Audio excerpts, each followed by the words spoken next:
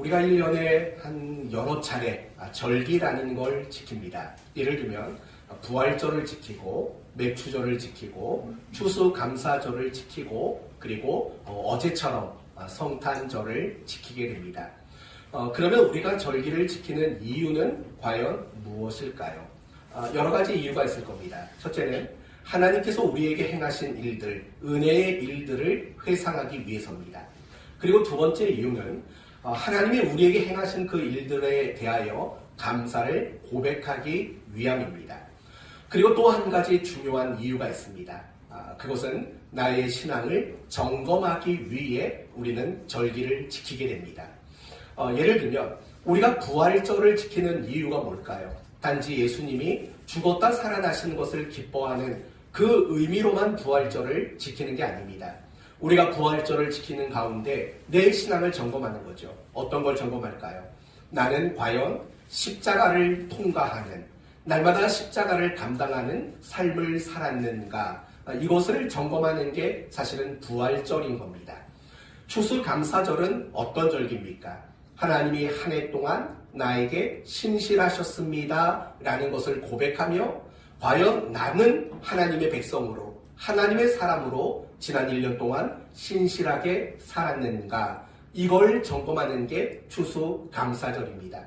성탄절도 마찬가지입니다. 예수님이 나의 죄를 위해 이 땅에 오셨습니다. 그래서 기쁩니다. 이게 전부가 아니라 이 성탄절을 통해서 나의 신앙을 점검하는 계기로 삼는 것, 그것이 바로 절기를 지키는 이유이고 목적인 겁니다. 이렇듯이 우리는 끊임없이 우리의 신앙을 반드시 점검해야만 합니다. 이유는 우리 모두가 완전하지 못하기 때문에 그렇습니다. 너무나도 쉽게 신앙의 목표를 잃어버리고 너무 쉽게 신앙의 방향을 잃어버리기도 합니다. 너무 쉽게 마땅히 걸어가야 할 신앙의 정도를 잃어버리고 이탈할 때도 많습니다. 심지어 우리는 내가 신앙생활을 잘하고 있다고 착각하는 그런 순간들도 많이 있기 때문입니다. 그렇기 때문에 나의 신앙을 끊임없이 점검하는 일은 우리의 신앙의 건강을 위해서 굉장히 필요한 것이고 중요한 일인 겁니다. 그러므로 아기 예수님의 탄생, 그 탄생을 근거로 우리의 신앙을 점검해보는 이런 시간을 갖는 것은 너무나도 마땅한 일인 것입니다. 우리가 어제 아침에는, 이렇게 말하니까 매일 모이는 것 같네요. 어제 아침에는 예수님이 아기로 태어나셨다라는 점을 살펴봤습니다. 예수님이 아기로 태어나셨다라는 것은 어떤 의미입니까? 과정을 거치신 분, 과정을 중요하게 여기신 분이시다라는 메시지로 어제 아침에 말씀을 드렸습니다. 오늘 말씀은 이 아기 예수님이 태어났을 때 여러 부류의 사람들이 다양한 반응을 나타냅니다. 그들의 반응을 보며 우리의 신앙을 점검하는 그런 시간을 가지려고 합니다. 이제 우리 오늘 본문의 내용을 간단하게 정리해 봅시다. 먼저 1절과 2절을 보면 동방 박사들이 아기 예수님을 만나기 위해서 예루살렘에 찾아오는 내용이 1절과 2절입니다.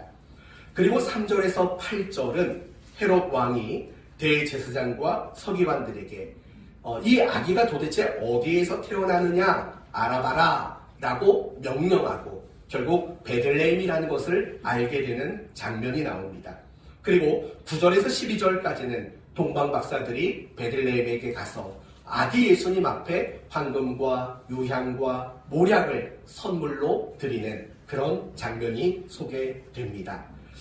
오늘 말씀을 통해서 우리가 첫 번째로 확인할 반응을 보인 사람들은 바로 헤롯 왕과 예루살렘 사람들입니다. 여러분, 헤롯은 누굽니까? 우리가 잘 아는 헤롯. 사실 성경을 보면 헤롯이 굉장히 많이 나옵니다. 오늘 본문에 나오는 헤롯은 헤롯 대왕입니다. 그 이후로 헤롯 빌립, 헤롯 안티파스 다 그 자손들이에요. 그런데 중요한 건 이 헤롯의 자손은 다 어떤 역할을 했냐면 하나님의 나라를 대적하고 복음을 거역하는, 사실은 그런 일에 주동하는 사람들의 가문으로 헤롯의 가문이 소개가 됩니다. 저는 여러분의 가문이 그런 가문이 되지 않았으면 좋겠습니다. 도리어 여러분의 가문이 날마다 믿음을 이어가고 복음과 하나님의 나라를 위해 귀하게 쓰임받는 그런 가문으로 되어지기를 예수님의 이름으로 축원드립니다. 이 헤롯이라는 사람은 사실은 왕이 될 자격이 없는 사람입니다. 더 정확히 말하면 이 헤롯은 유대 땅의 왕이 될 수가 없는 사람입니다. 왜냐하면 유대인이 아니었기 때문입니다. 정확히 말한다면 이 헤롯은 에서의 후손입니다. 에서의 후손이고 이둠의 사람. 수혈통이 아니기 때문에 유대인들에게 왕이 될 수 없는 사람이었습니다. 그럼에도 불구하고 헤롯이 왕이 된 것은 로마 황제에게 잘 보였기 때문입니다. 로마 황제에게 충성심을 보였고 로마라는 나라에 큰 공로를 세운 그것을 근거로 유다의 왕이 될 수 있었던 겁니다. 그래서 이 헤롯이 통치하고 있었을 무렵 BC 4세기에 아기 예수님이 탄생하게 된 겁니다. 그때 2절을 보면 동방 박사들이 찾아옵니다. 그리고 뭐라고 말하죠? 동방 박사들이 찾아와서 유대인의 왕으로 나신 이가 어디에 있느뇨? 라고 질문을 하게 됩니다. 이 동방 박사의 등장으로 헤롯 왕은 그리고 예루살렘 사람들은 메시아가 탄생했다라는 사실을 이제 알게 된 겁니다. 그런데 흥미로운 것은 3절입니다. 이 헤롯과 또 예루살렘 사람들이 아기 예수의 탄생 소식을 듣고 어떤 반응을 보였는지 보십시오.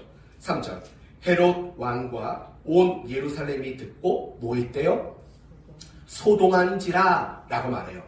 여기서 소동했다라는 말은요, 두 가지 뜻이 있어요. 하나는 당황하다, 또 하나는 불안하다. 그러니까 여기서 소동했다라는 말은요, 부정적인 거예요. 부정적으로 좀 불안하고 당황스러움, 그런 것들을 표현하는 단어가 바로 소동했다라는 단어입니다.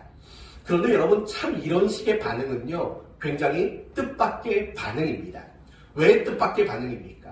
이 사람들은 아주 오래전부터 선지자들이 예언했던 대로 메시아가 빨리 오기를 그토록 기다렸던 사람들이기 때문입니다. 그런데 막상 메시아가 이 땅에 왔는데도 불구하고 그들은 기뻐하고 반가워하고 좋아해야 되는데 도리어 소동했습니다. 두려운 마음이 들었고 마음이 불안함이 들었다고 말을 합니다. 과연 그 이유는 무엇일까요? 먼저 헤롯 왕의 경우는 그 이유가 명확하게 드러납니다. 무엇이냐면 자기 자리가 빼앗길 것에 대한 걱정과 불안함 때문인 겁니다. 여러분, 동방 박사들이 찾아와서 했던 말이 뭐라고요? 유대인의 왕으로 나신 이가 어디 있느뇨? 라고 말을 한다고요. 여러분, 그 말은 무슨 말이에요? 이제 이 아이가 조금만 더 크면 자기는 어떻게 되는 거예요? 쫓겨나는 거예요. 자기는 왕의 자리에서 내려갈 수밖에 없는 거예요. 바로 그 사실 때문에 헤롯 왕은 마음이 두렵고 마음이 불안한 그런 마음을 가질 수밖에 없었던 거죠. 그래서 이 헤롯이 어떻게 말을 하냐면 8절을 보시면 베들레헴으로 보내며 이르되 가서 아기에 대하여 자세히 알아보고 찾거든 내게 고하여 나도 가서 그에게 경배하게 하여라. 헤롯 왕이 이 동방 박사들에게 이야기를 해요. 아기가 어디에 있는지 정확히 주소 찍어 보내라. 뭐 그런 얘기겠죠. 좌표를 알려달라. 나도 가서 경배할 거다. 이게 사실일까요? 거짓말일까요? 거짓말입니다. 그러면 헤롯 왕은 이 아기 예수가 태어난 그 위치를 왜 알고 싶었을까요? 죽이려고. 맞아요. 죽이려고 알려줘요. 나중에 이 동방 박사들이요, 하나님의 지시를 받고 다른 길로 고국으로 돌아가게 돼요. 그 다음에 헤롯이 어떤 일을 저지르는 줄 아세요? 16절을 보세요. 16절을 보면 이에 헤롯이 박사들에게 속은 줄 알고 심히 노하여 사람을 보내어 베들레헴과 그 모든 지경 안에 있는 산의 아이를 박사들에게 자세히 알아본 그때를 기준하여 2살부터 그 아래로 다 죽이니 라고 말해요. 2살 아래의 남자아이는 다 죽이라고 말을 해요. 그리고 문헌을 찾아보니까 20여 명의 남자아이들이 그때 죽임을 당했다라는 기록이 남아 있습니다. 결국 헤롯이 이처럼 아기 예수님을 죽이려고 했던 이유, 소동하고 불안하고 두려웠던 이유는 자기 자리가 빼앗길 것을 염려하고 걱정했기 때문이라는 거예요. 다음, 그러면 헤롯 왕이야 그렇다고 칩시다. 헤롯 왕은 자기 자리가 빼앗길까봐 그런 불안한 마음을 가졌다고 쳐요. 그러면 예루살렘 사람들은 왜 그랬을까요? 예루살렘 사람들은 왜 그들의 마음이 소동했을까요? 그들 역시도 메시아를 오랜 시간 기다려왔던 사람들 아닙니까? 그런데 메시아가 막상 왔는데도 불구하고 그들은 당황하고 불안해했다라는 겁니다. 이유가 뭘까요? 바로 이런 것들 때문입니다. 메시아, 다르게 말하면 구원자에 대한 트라우마가 있었던 겁니다. 여러분, 이 점을 확인하려면 구약 성경을 생각해 봐야 합니다. 출애굽기 5장 말씀을 보시면 이스라엘이라는 나라가 애굽 나라 안에 살았습니다. 그리고 애굽 사람들에게 노예로 부림을 받는 그런 노예 신세였습니다. 그래서 이스라엘 사람들은 하나님께 늘 간절히 기도했습니다. 뭐라고 기도했을까요? 우리에게 자유를 주십시오. 우리에게 해방을 주십시오. 이 애굽의 압제 가운데서 우리를 풀어주십시오. 라고 간절히 기도했습니다. 하나님은 그들의 기도를 들어주셨습니다. 그래서 누구를 그들에게 보내냐면 모세라는 구원자를 그들에게 보냅니다. 그리고 모세는 애굽 왕 바로에게 나아가게 됩니다. 그런데 거기서부터 일이 이상하게 돌아가기 시작합니다. 구원자인 모세가 등장한 그 직후부터 애굽은 이스라엘에게 더 심한 노역과 더 심한 학대를 하기 시작했던 것입니다. 여러분, 바로 그것이 구원자에 대한 트라우마라는 거예요. 지금 이스라엘 역사 속에서는 계속 그런 트라우마가 있는 거예요. 구원자가 등장하면 반드시 어떤 어려움과 어떤 고통스러운 일들이 일어난다라는 트라우마가 있는 거죠. 설상가상, 지금 이 아기 예수님이 태어난 그 시점에도 시대적인 상황이 사뭇 비슷했다라는 거예요. 왜요? 지금 이스라엘은 어느 나라에게 식민 통치를 받고 있죠? 로마라는 나라에게 식민 통치를 받고 있는 거예요. 로마에게 압제를 당하고 있는 거예요. 그런데 그런 시점에서 메시아가 왔다, 구원자가 왔다라는 소식을 듣고 그들은 대번에 1500년 전에 있었던 그 사건이 떠올랐을 것이 분명하기 때문입니다. 그래서 이런 생각이 들었겠죠. 설마 이 구원자가 태어난 것 때문에 로마로부터 더 혹독한 핍박을 받는 건 아닐까? 더 어떤 힘든 일이 생기는 건 아닐까? 과연 어떤 일이 일어날까라는 이런 식의 불안감이 그들의 마음을 사로잡게 되었다라는 겁니다. 적어도 그들은 이 상황에서 더 나빠지는 것, 더 힘들어지는 것을 그들은 원하고 있지 않은 겁니다. 그냥 삶의 그 어떤 변화도 일어나는 것을 바라지 않고 있었기 때문이라는 겁니다. 결국 헤롯 왕, 그리고 예루살렘 사람들, 그들의 마음에 당황함과 불안한 마음이 들었던 이유는 무엇입니까? 왕의 자리를 빼앗기는 것, 또 내 삶이 변화가 생기는 것, 내가 불편해지고 내가 힘들어지고 내가 손해보는 일이 생기는 것, 그것이 일어나지 않을까라는 마음에서 그들은 기뻐하지 못했고 도리어 당황하는, 소동하는 이런 식의 잘못된 반응을 그들이 나타내 보였다라는 겁니다. 이제 우리 자신을 한번 점검해 봅시다. 여러분은 예수님의 탄생을 기뻐하십니까? 왜요? 예수님의 탄생을 여러분이 기뻐하시는 이유가 뭡니까? 물론 이유가 있겠죠. 여러분이 예배를 드리고 찬송을 부르고 성경도 보고 기도도 하고 헌금도 합니다. 그러나 혹시 여러분의 모습이 헤롯 왕의 모습은 아닌지 먼저 생각해 보셔야 돼요. 분명히 나는 예배는 드려요. 기도도 하고 봉사도 해요. 하지만 예수님이 내 삶의 왕이 되는 거 혹시 그게 싫은 분은 안 계십니까? 여전히 내가 왕 노릇하고 싶고 내가 왕 노릇하는 이 마음에서 내가 내려와 주님이 내 삶의 왕 노릇하는 그게 싫은 분 혹시 안 계십니까? 만약에 그렇다면 여러분은 2000년 전의 헤롯 왕과 사실 하나도 다를 것이 없습니다. 주님이 내 삶에 개입하시고 간섭하셔서 우리가 살아가야 할 길을 제시하시고 우리가 살아가야 하는 삶의 방법들을 알려주시고 우리가 그것을 따라가야 마땅한 거 아닙니까? 그게 아기 예수님의 탄생을 축하하는 사람들의 정당한 반응인 겁니다. 그러나 내 삶에 여전히 내가 왕 노릇하고 여전히 내가 원하는 대로만 살아가기를 소원한다면 그것은 헤롯 왕의 모습과 사실은 하나도 다르지 않은 겁니다. 혹시 여러분이 신앙생활을 하면서 지금보다 더 헌신하는 거 그게 꺼려지시는 분 혹시 계십니까? 하나님의 말씀대로 더 살고 싶은 마음이 안 생기는 분이 계십니까? 그렇다면 예루살렘 사람들, 유대 사람들과 사실은 다르지 않습니다. 그들은 마음으로 메시아를 기다려왔습니다. 그러나 메시아가 오는 것으로 인해서 내 삶에 불편함이 생기고 내 삶에 어떤 변화가 일어나는 것, 그게 꺼려졌던 사람들 아닙니까? 마찬가지인 거죠.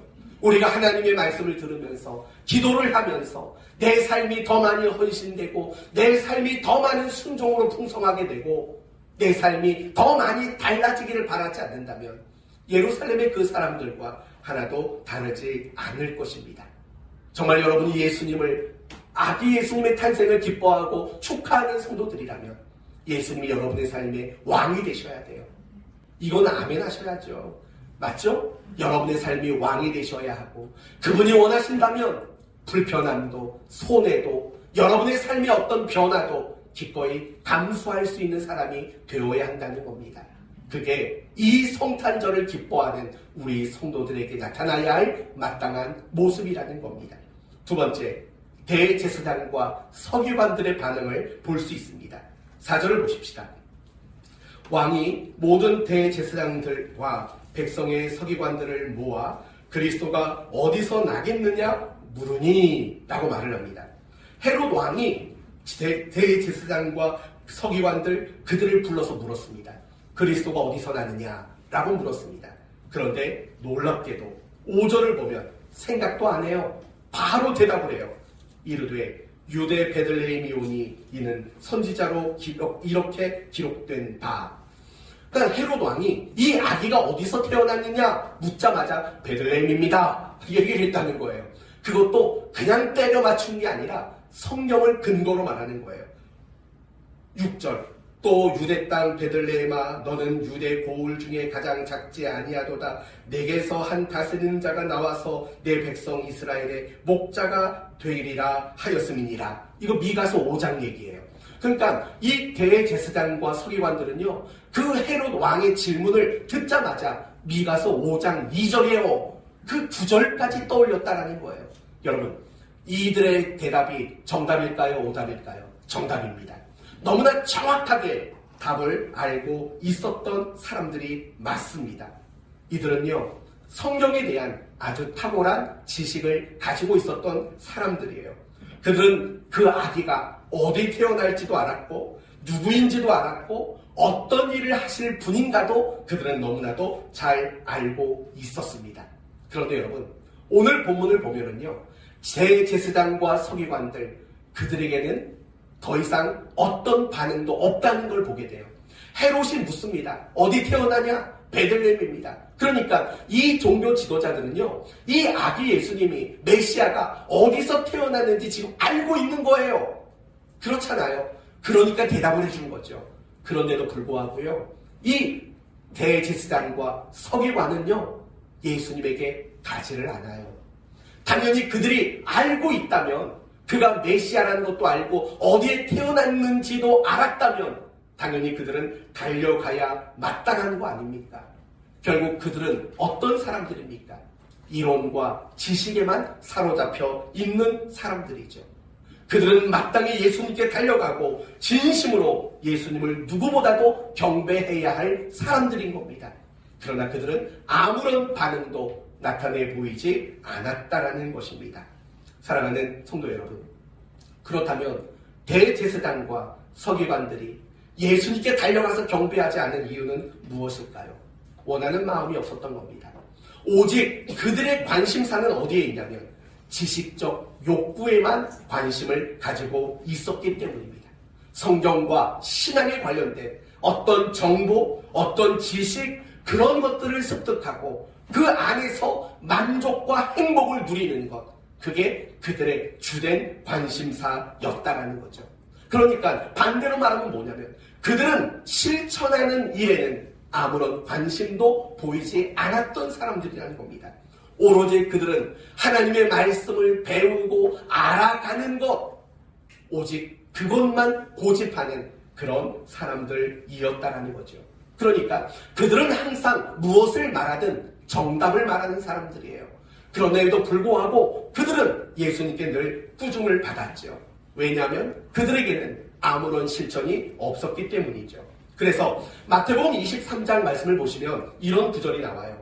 그들은 말만 하고 행하지 아니하며 또 무거운 짐을 묶어 사람의 어깨에 지우되 자기는 이것을 한 손가락으로도 움직이려 하지 아니하며 라고 말한다고요.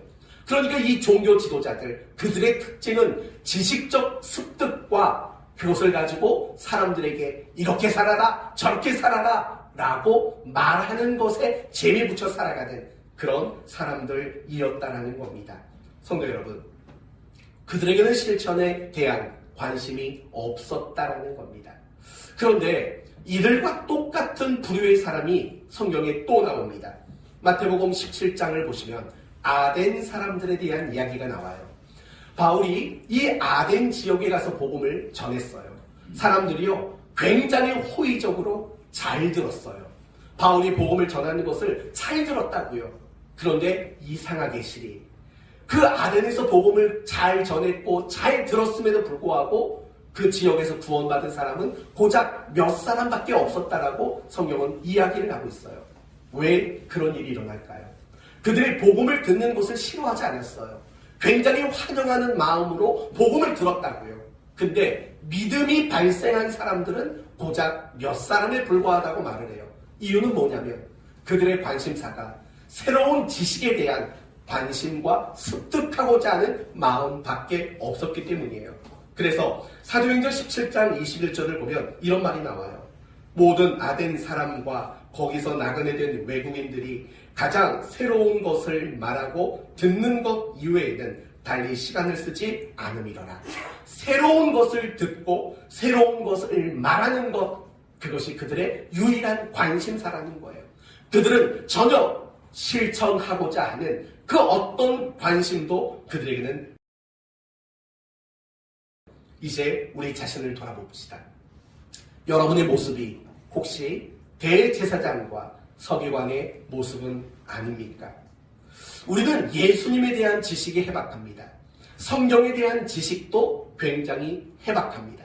그래서 어제 이태규 집사님이 넌센스 질문을 했죠. 성경 안에서. 뭐 예를 들면 성경에서 가장 두꺼운 장은 어디입니까? 어디였죠? 겉장. 이런 걸 다 못 맞춘다고요, 성도들은. 왜냐하면 성경의 내용에 대해서 해박한 거지 넌센스는 모르거든요. 부부들이 읽으면 안 되는 책 뭐라고 그랬죠? 가나디아서. 이런 건 모른다고요. 왜냐하면 성경에만 해박하니까. 여러분 한번 퀴즈를 내보겠습니다. 예수님은 어떻게 잉태되셨습니까? 네. 띵동댕. 예수님은 어느 여인에게 잉태되었죠? 좋아요. 예수님의 육신의 아버지는 누굽니까? 네? 하나님.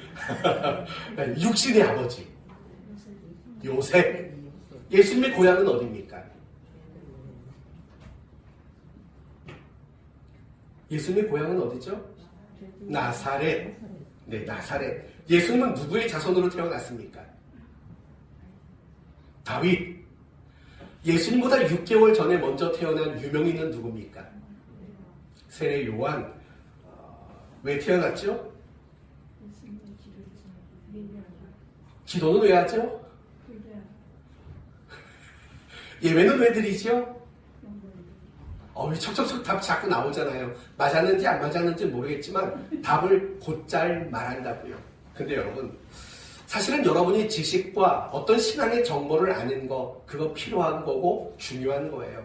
왜냐하면 신앙이란 결국 우리가 하나님과 그분을 아는 것으로부터 신앙이 시작되기 때문에 그래요. 그래서 우리는 열심히 배워야 돼요. 열심히 알아야 돼요. 하지만 거기서 끝나면 안 되죠. 항상 우리는 어떤 자리까지 나가야 마땅합니까? 실천하는 자리까지 나가는 게 마땅해요. 항상 실천할 줄 알고 항상 행동할 줄 아는 그런 우리가 되어야 마땅하다라는 거예요. 그런데 우리는 사실은 말씀을 듣고 좋아하고 말씀을 듣고 위로받고 말씀을 듣고 더 어떤 힘을 얻고 여기까지는 다 좋아한다고요. 그러나 하나님의 말씀대로 살아가는 일에는 사실은 아무런 반응을 나타내 보이지 않을 때가 많아요. 용서하라, 사랑해라, 겸손해라, 섬겨라 이런 말씀을 우리는 모르지 않는다고요. 여러분 우리가 신앙생활 하면서 몰라서 못 사는 거 보셨어요? 그런 경우는 없다고요. 대부분 내가 어떻게 살아야 하는지 알아요. 아는데도 불구하고 우리의 가장 큰 약점은 무엇이냐면 실천하려고 하지 않는다라는 거. 항상 신앙이라는 게 머리에만 머물러 있고 지식에만 머물러 있는 이런 약점이 우리 모두가 가지고 있는 약점이라고요. 저희가 금요일마다 저희 집은 가정 예배를 드려요. 제가 말씀을 정성껏 준비하고 저희 아내는 찬송을 부르고 제 딸은 대표 기도를 하고 이래서 매주 금요일날마다 예배를 드린다고요. 제가 설교를 다 하고 나니까 딸이 저한테 이렇게 말하더라고요. 아빠는 왜 그렇게 안 살아? 할 말이 없는 거죠. 이 딸내미가 보기에는 제가 이론만 아는 사람으로밖에 안 보이나 봐요. 그래서 마음으로 엄청 찔렸다고요. 그런데 이게 저만의 문제는 아니잖아요. 여러분은 어떠세요? 여러분은 하나님의 말씀을 배운 대로 아는 대로 가지고 있는 습득한 지식대로 여러분은 살아가려고 날마다 노력하고 있는지 그걸 여러분은 점검해 봐야죠. 실천이 없다, 반응이 없다, 어떤 행동이 없다. 여러분 그 뜻이 뭔지 아세요? 그것은 내 삶을 고집하고 있다는 거예요.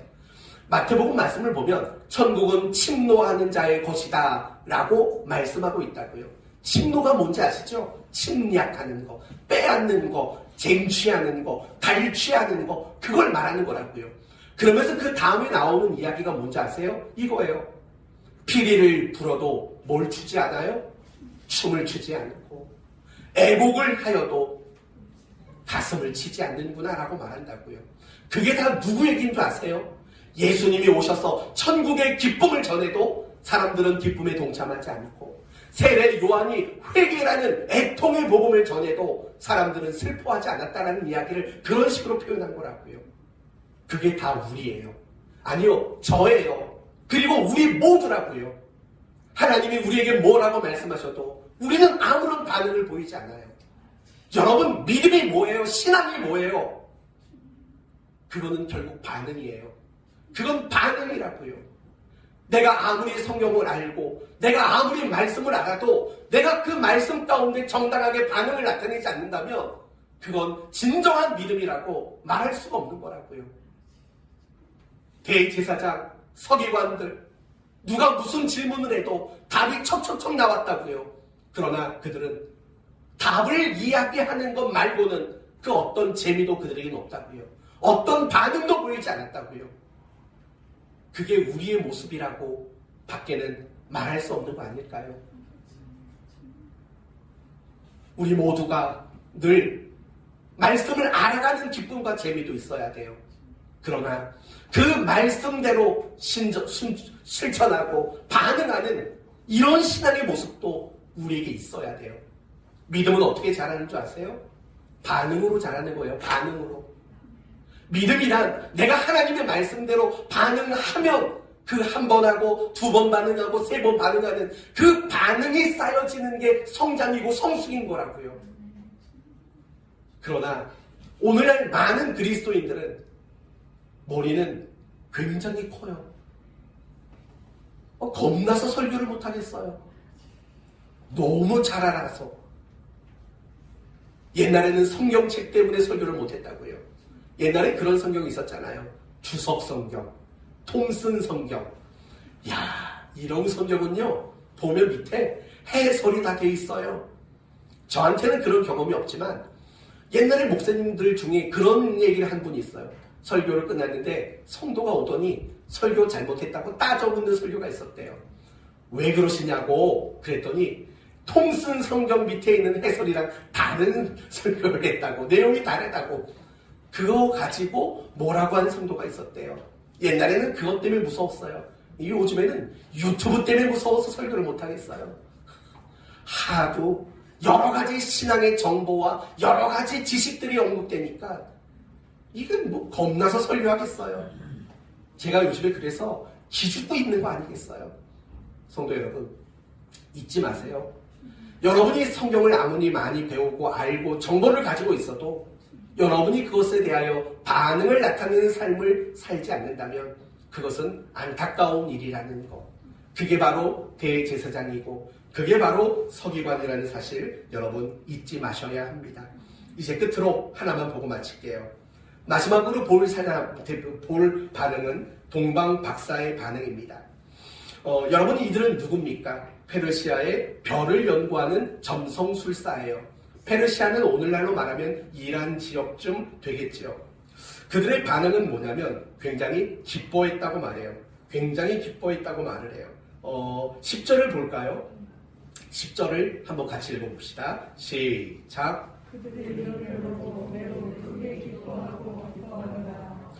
얼마나 기뻤으면 기뻐했다라는 말들이 여러 번 반복될 정도로 그들이 그렇게 표현을 해요. 그럼 물어봅시다. 이 동방 박사들은 왜 이렇게 기뻐했을까요? 그 아기의 탄생이 굉장히 특별한 의미가 있는 탄생이라는 걸 알았죠. 유대인의 왕으로 오시는 이라는 의미 있는 탄생이라는 것을 그들이 알았습니다. 그러나 중요한 것은 뭐냐면 그들이 그 귀한 탄생을 알고 기뻐하는 것에 멈추지 않았다는 거예요. 그들이 11절 말씀을 보면 미리 준비한 예물을 드려요.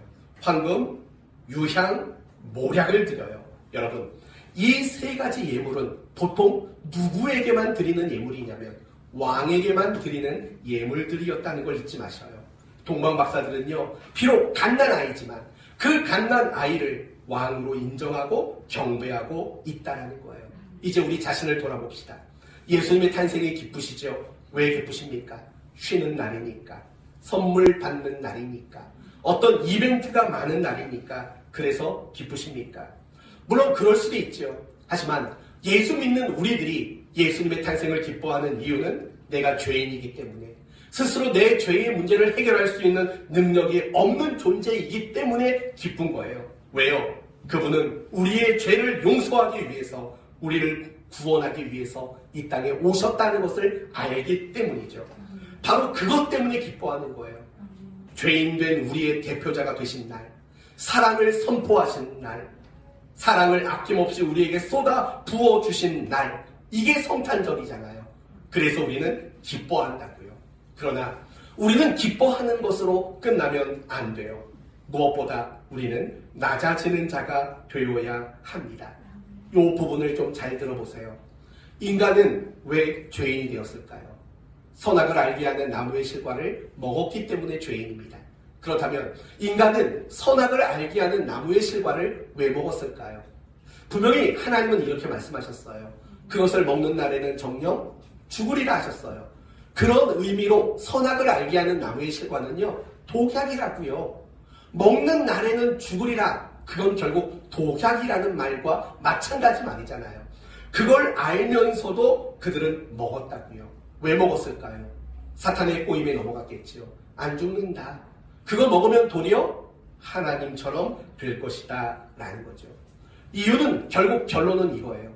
그들이 선악을 알게 하는 나무의 실과가 독약이라는 것을 알면서도 먹은 이유는 하나님처럼 되고자 했기 때문이에요. 그런데 정말 놀라운 것 아세요? 그래서 죄인이 된 인간을 구원하기 위해서 하나님이 하신 일은 인간이 했던 그 일과 정반대의 일이라는 거예요. 인간은 하나님처럼 되려고 하다가 죄인이 된 거예요. 그런 죄인을 구원하기 위해서 하나님이신 그분이 하신 일은 뭐예요? 하나님이신 그분이 무엇이 되셨죠? 인간, 죄인의 모양인 인간이 되셨다라는 거예요. 여러분, 얼마나 크게 작아지고 얼마나 크게 낮아지는 사건인지 여러분 아실 거예요. 여러분, 우리가 보통 하는 욕 중에 가장 많이 등장하는 동물이 뭐죠? 저 욕을 안 해봐서 모르겠어요. 개요. 왜 이렇게 잘 알아? 너무 신기하네. 맞아요. 개가 들어가는 욕을 정말 많이 해요. 만약에 제가 부흥사였으면 했을 거예요. 근데 저는 부흥사가 아니니까 못하겠지만, 야, 이 개, 이 개만도 못한 뭐야, 뭐 이런 식으로 개가 들어가는 욕을 한다고요. 여러분, 그 욕의 의미가 뭘까요? 개처럼 귀엽다, 이런 의미일까요? 아니잖아요. 그건 개처럼 귀엽다는 뜻이 아니에요. 그건 모욕이에요. 모욕. 여러분, 이렇게 생각해봐요. 인간이 개로 묘사되는 것만으로도 굉장한 치욕이고 굉장한 모욕이라고요. 그러면 하나님 입장에서는 어떻을까요? 창조주이신 하나님, 전지전능하신 하나님, 세상을 심판하실 절대 하나님, 그분이 피조물이며 더군다나 죄인인 인간으로 묘사가 된다면, 여러분, 우리가 개로 묘사되는 것보다 더 치욕적인 거 아닐까요? 왜냐하면 개와 인간은 사실은 같은 피조물이잖아요. 존귀함의 차이는 있지만 다 피조물이잖아요. 그런데 창조주이신 그분이 피조물로 되신다? 그건 굉장히 치욕적이고 그건 굉장히 모욕적인 일임에 분명할 거라는 거예요. 그런데도 불구하고 기꺼이 그것을 하셨다라는 거예요. 왜요? 우리를 구원하시기 위해서, 우리를 다시 회복시키기 위해서 바로 그 일을 하셨어요. 그날이 바로 성탄절이라는 거죠. 그렇기 때문에 우리가 성탄절에 가장 중요하게 내 자신을 점검해야 되는 것이 있어요. 그건 뭐냐면, 나는 하나님이 자신을 낮추신 것처럼, 하나님이 자기 자신을 작게 하신 것처럼 나는 그 일을 하고 있는가, 이걸 가장 중요하게 우리는 점검을 해봐야 한다는 거예요. 우리는 사람들 관계 속에서요, 기분 나쁠 때가 있어요. 언제 기분이 나쁜 줄 아세요? 내가 그 사람보다 낫다고 여겨질 때 우리는 기분 나빠요. 아니, 왜 당신이 나한테 그런 식으로 말을 해? 기분 나쁜 거죠. 왜요? 내가 당신보다는 더 낫다라는 그런 생각들이 있기 때문인 거예요. 성도 여러분, 잘 생각해 보셔야 돼요. 우리 그리스도인들은요, 가장 낮은 자들이 되어야 돼요. 가장 작은 자가 되어야 되고 가장 섬기는 사람이 되어야 마땅하다는 거예요. 여러분, 그래서 예수님이 제자들에게 늘 말하는 게 뭐예요? 너희도 서로 뭘 닦아주는 자가 되라고요? 발 닦아주는 자가 되라고요. 이 말을 오해하지 마세요. 이벤트 한번 해주라는 뜻이 아니라고요. 예수님 당시에 발을 닦아주는 건 딱 한 부류밖에 없어요. 노예들, 하인들, 낮은 자들, 그들만 누군가의 발을 닦는다고요. 그래서 여러분에게 자주 말했잖아요. 예수님이 제자들의 발을 닦아줄 때 아무도 제자들 가운데 내가 발을 대신 닦겠습니다라고 일어선 사람들이 없다고요. 왜요? 그들의 마음속에는 누가 크냐라는 그 서열에 대한 집착이 강했기 때문이에요. 예수님이 발을 닦아주고 있지만 내가 여기서 일어나서 주님, 제가 대신 이들의 발을 닦겠습니다라고 말하는 건 내가 이들보다 서열이 낮아지게 될 겁니다 라는 것 때문에 그들은 아무도 발을 닦아줄 수가 없는 거라고요. 여러분 같으면 어떻게 하시겠어요? 발 닦는 자가 될 용기 있으세요? 우리 교회 안에서 가장 낮은 자가 될 마음 있으세요? 여러분이 우리 교회 안에서 가장 섬길 만한 그 자리에 있을 용기가 있으세요? 손 들어보세요. 내가 가장 낮은 자가 되겠다. 누가 손들고 싶으세요? 승국이겠죠. 나이가 어리니까. 우리 어르신들은 어떤가요? 여러분의 삶의 자리에서 항상 그러셔야 돼요. 낮은 자가 되셔야 돼요. 그래야 모든 사람들 가운데 참 평안이 있는 거고 도리어 여러분이 더 높임을 얻는 그런 시간을 만날 수 있게 되는 거예요. 이런 주님을 닮아가는 거, 그걸 확인하는 시간이 바로 성탄절이라는 겁니다. 이제 오늘 말씀을 마치겠습니다. 아기 예수님의 탄생과 관련해서 세 부류의 사람들이 있었습니다. 헤롯과 예루살렘 사람들. 그들은 기뻐하지 못했어요. 왜요? 왕의 자리를 빼앗길까봐, 어떤 더 힘든 일이 생길까봐 그들은 기뻐하지 못했어요. 대제사장과 서기관들은 많은 걸 알았지만 반응하지 못했어요. 동방박사들은 기뻐하며 귀한 예물을 올려드렸어요. 여러분, 오늘 여러분의 반응은 어떠하십니까? 정말 예수님처럼 낮아지고 자기를 작게 여기고 남을 섬기는 이 모습으로 지난 1년을 살아오셨습니까? 아니면 내가 높아지고 내가 큰 자가 되고 내가 남에게 대접받고 싶은 그런 마음을 가지고 1년을 사셨습니까? 우리 하나님이 오늘 이 시간 다시 한번 우리를 권면하십니다. 낮아지셔야 합니다. 하나님이 우리만큼 낮아진 정도로 우리도 낮아지셔야 합니다. 작아지셔야 합니다. 섬기셔야 합니다. 그게 거룩입니다. 그게 신앙이고 그게 믿음이고 그게 우리 그리스도인에게 마땅하고 정당한 삶입니다. 이런 삶을 살아왔는지를 잘 점검하시고 이제 오늘부터 내가 그렇게 살겠다라고 다짐할 수 있는 여러분 모두가 되시기를 예수님의 이름으로 축원드립니다. 아멘. 기도합시다. 하나님 감사합니다. 믿는 사람이나 믿지 않는 사람이나 성탄절을 기뻐합니다. 그러나 믿는 우리가 기뻐하는 이유는 구주의 나심이기 때문에 그렇습니다. 그러므로 구주의 나심으로 기뻐하는 자가 되게 하시고 무엇보다도 하나님이신 그분이 인간의 모습처럼 낮아지고 작아지셨던 것처럼 우리도 낮은 자, 작은 자가 될 수 있도록 도와주시옵소서. 우리 가운데 큰 자가 없게 하시옵소서. 어디서든지 낮은 자로 작은 자로 섬겨낼 수 있는 우리 성도들 모두가 되게 해 주옵소서. 예수님의 이름으로 기도 올리오나이다. 아멘.